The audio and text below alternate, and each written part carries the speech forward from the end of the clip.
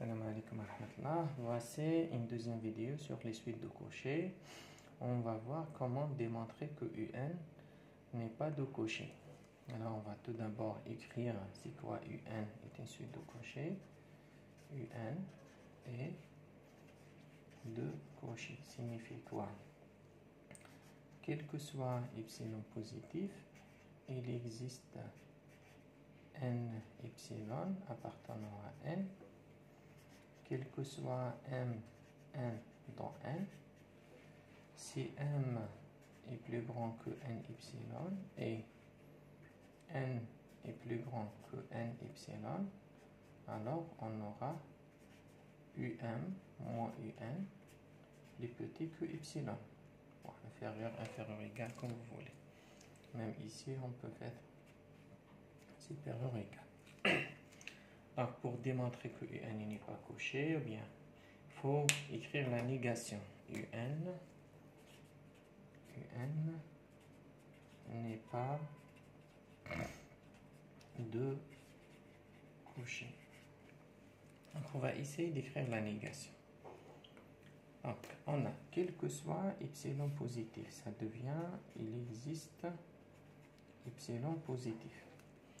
Donc, quand je commence par il existe, après, on a une expression, ça veut dire que epsilon est une constante.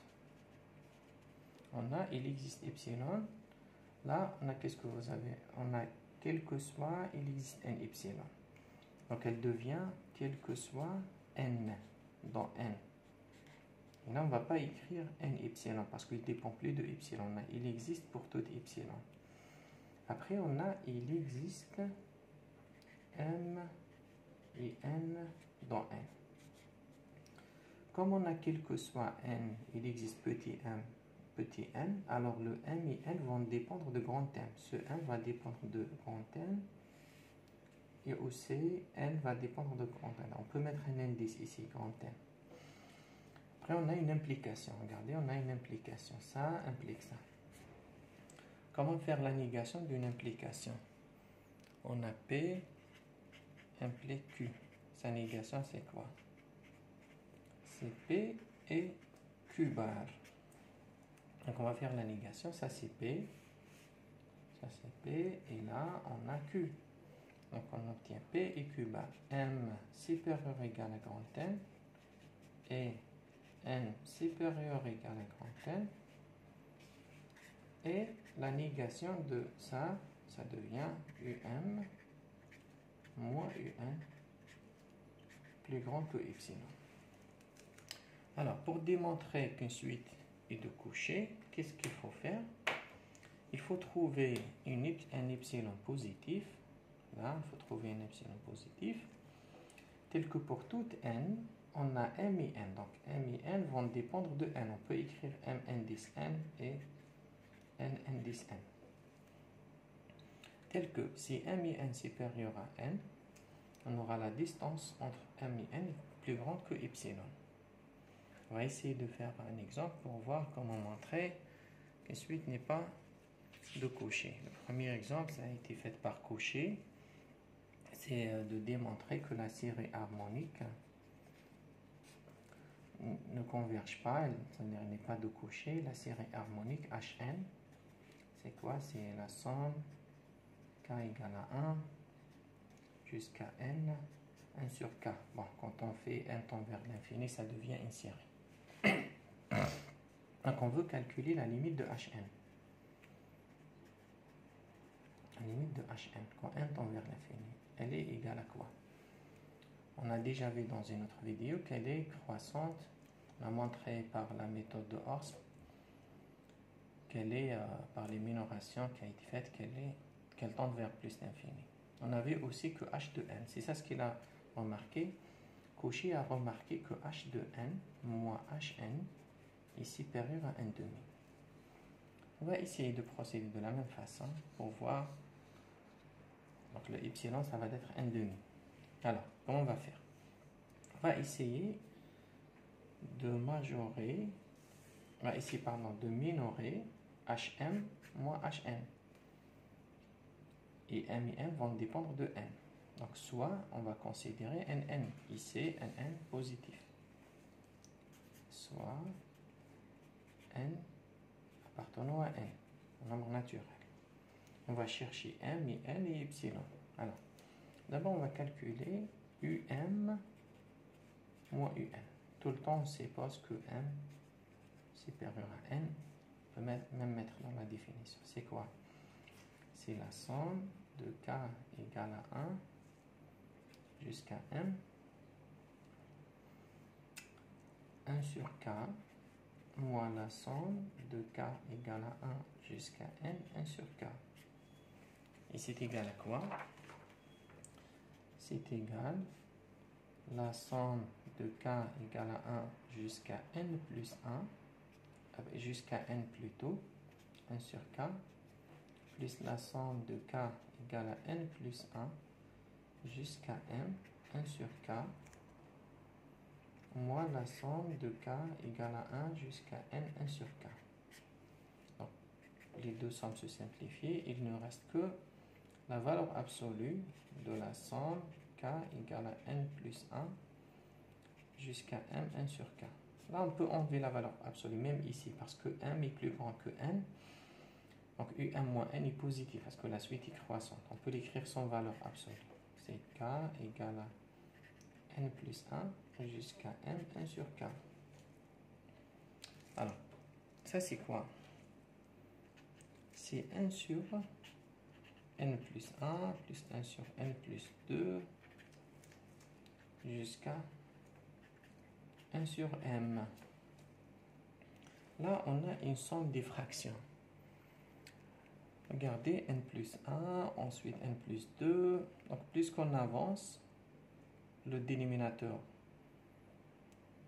s'agrandit et donc, du coup, la fraction va diminuer. Donc, qu'est-ce qu'on va dire?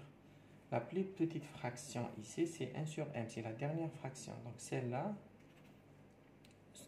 cette fraction-là, elle est supérieure à 1 sur m. La deuxième est supérieure à 1 sur m.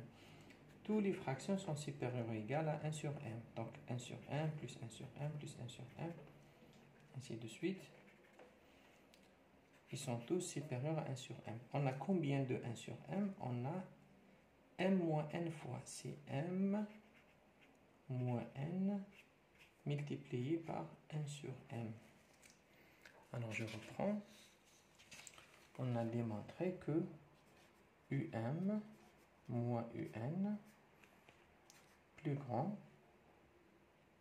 ou bien plus grand ou égal, on va dire plus grand, que 1 sur m multiplié fois m moins n. Alors, qu'est-ce qu'on va dire? Un est de cocher. Je reprends la définition. Un est de cocher s'il existe une epsilon positive telle que quel que soit n, il existe m et n. On va essayer de choisir m et n en fonction de n de telle sorte que un moins un soit plus grand que epsilon. Là, si je prends par exemple m comme il a fait cocher, je prends m égale à 2n et n égale à n. On a cette condition, il vérifie 2n plus grand que n, plus grand ou égal n, plus grand ou égal à n. Ensuite, m moins n sur m, ça devient 2n moins n sur n. Sur 2n, pardon. M c'est 2n. Donc 2n moins n, c'est n sur 2n qui est égal à n demi. Donc ça c'est supérieur à ça qui est égal à n demi. Bon, on a choisi 2n et n. On peut choisir 3n et n. Ça, on obtient un tiers. On peut choisir 4n moins n. Donc si je choisis m par exemple, m égale 3n, n égale à n. On aura quoi? On aura 3n moins n sur 3n. Donc ça devient 2n sur 3n qui est égal à 2 sur 3. Ainsi de suite. Donc on va dire ça c'est égal à 1 demi. Qu'est-ce qu'on a montré? On a montré que 1 moins n supérieur à 1 demi. Si je récapitule, on peut dire qu'il existe, comme ici, on va dire il existe un epsilon positif. Il existe un epsilon égal à n demi, tel que quel que soit n dans n, on a trouvé il existe un m qui est égal à 2n, il existe un n qui est égal à n, ils sont dans n, tous les deux dans n, tel que m qui est 2n supérieur ou égal à n supérieur ou égal à n aussi, et un moins un supérieur à epsilon qui est n demi. Ceci prouve que un, la somme de Hn, n'est pas tout coché. Bon, on a utilisé un bien Hn qui fait. On peut appeler un Hn ou un. C'est la même chose. Alors, donc on a prouvé que un n'est pas de coché. On peut prouver que tout de suite, ce n'est pas de coché, n'est pas convergente. En fait, c'est comment on fait la démonstration. Alors, on va énoncer le théorème tout d'abord. Qu'est-ce qu'on va dire? Tout de suite, convergente et de coché. Un converge, alors implique que un est de coché. Si un converge, alors elle est de coché. Donc, par contraposition, qu'est-ce qu'on obtient? Par contraposition. La contraposée, c'est quoi? Quand on a P implique Q, alors ceci est équivalent à Q bar implique P bar. Donc la négation de la deuxième implique la négation de la première. Ça veut dire quoi ça? Un n'est pas de coché. Un n'est pas de coché. Implique que un ne converge pas. Alors, nous, on va essayer de démontrer le théorème. Après, on aura ça comme conséquence. Qu'est-ce qu'il dit le théorème? Un converge, alors un est de coché. On va écrire qu'est-ce que ça veut dire un converge. Soit un une suite réelle ou complexe. Alors, un converge. Ça veut dire quoi? Ça veut dire elle a une limite. Il existe L dans R, une limite finie, telle que la limite quand 1 tend vers l'infini, un égale à L. Avec les quantificateurs, signifie quoi ça? Quel que soit epsilon positif, il existe un rang, n epsilon dans n, quel que soit n dans n, si n supérieur ou égal à n epsilon, alors un moins L, ça va être plus petit que epsilon. Puisque quand on dépasse le rang, la distance entre un et L, ça va être plus petite que epsilon. Alors, on va prendre une suite qui est convergente. On va essayer de montrer qu'elle est de Cauchy. Donc, soit une suite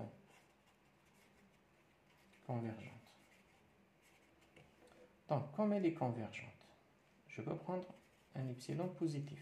Si je prends un epsilon positif, il existe un rang, un epsilon, tel que, quel que soit n dans n, on aura n supérieur ou égal à n epsilon. Ceci implique que un moins L inférieur à epsilon. Si je choisis un autre n, au lieu de je prends m, tel que m supérieur à n epsilon.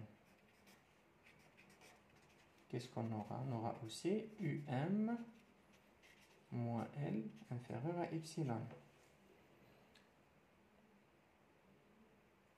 Donc, comme epsilon, je peux prendre aussi petit comme je veux, autant que je veux. Donc, je peux mettre epsilon sur 2, epsilon sur 2. Parce que epsilon ou epsilon sur 2, c'est la même chose. Parce que epsilon est positif et quelconque. Donc, qu'est-ce qu'on va dire? on va essayer de trouver, on va essayer de prouver que UM moins UN est plus petit que Epsilon. Donc UM moins UN, c'est quoi? C'est UM moins L plus L moins UN. Bah, on a retranché et rajouté L.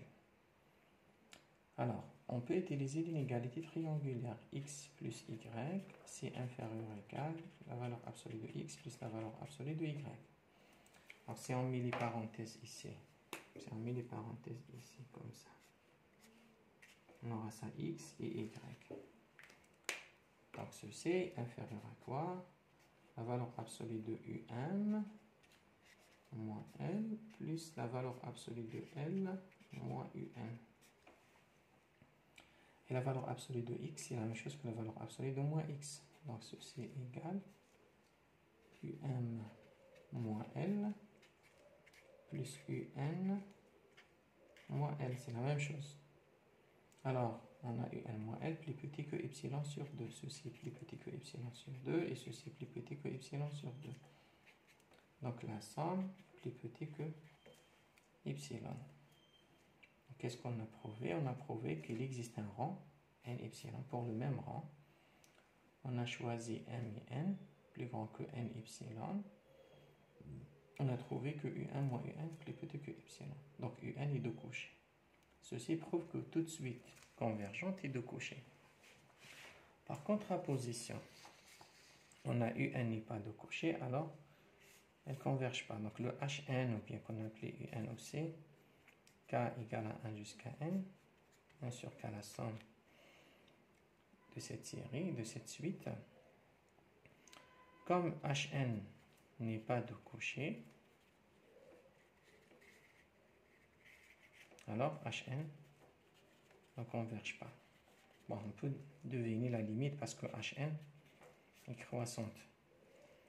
Quand on a une suite croissante, soit elle est majorée, donc elle converge, soit elle tend vers plus l'infini. Comme elle ne converge pas, donc forcément que Hn tend vers plus l'infini quand n tend vers l'infini. Ici tout.